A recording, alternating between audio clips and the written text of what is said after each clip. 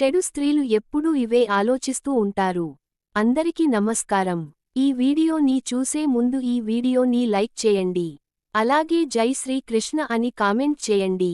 ఇంటిని శుభ్రం చేయకుండా మురికిగా ఉంచడం, జుట్టు విరపోసుకొని ఇల్లు మొత్తం తిరగడం, భర్త స్నేహితులతో ఎక్కడికి పడితే అక్కడికి వెళ్లడం, ఇంటిలో పూజ చేయకుండా ఉండడం, దేవుడు గదిని శుభ్రం చేయకపోవడం, ఇంటిని శుభ్రపరచకపోవడం, ప్రతిక్షణం శృంగారం గురించి ఆలోచించడం, తట్టుకోలేనంత శృంగార కోరికలు ఎప్పుడూ కలిగి ఉండడం, పరాయి పురుషులతో కామం గురించి మాట్లాడుకోవడం, వారిని కామ దృష్టితో చూడడం, భర్త ముందే పరాయి పురుషుల యొక్క గొప్పతనాన్ని పొగడడం, స్త్రీ యొక్క స్తన్యాలు పెద్దవిగా ఉండడం, భర్త ముందు పరాయి పురుషులతో నవ్వుతూ, వారి మీద చేతులు వేసి అతి చనువుగా మాట్లాడడం, భర్త సోదరులతో అక్రమ సంబంధాలను పెట్టుకోవడం, అతిగా అలంకరించుకొని భర్తను పక్కన పెట్టడం, చేసిన తప్పులకు బాధపడకుండా సంతోషంగా ఉండడం, భర్తను పక్కన వదిలి, వేరొకరితో వెళ్లి మళ్లీ తిరిగి భర్త వద్దకు రావడం, భర్త భార్యను వద్దనుకున్న భార్య తనపై అక్రమమైన కేసులు పెట్టడం,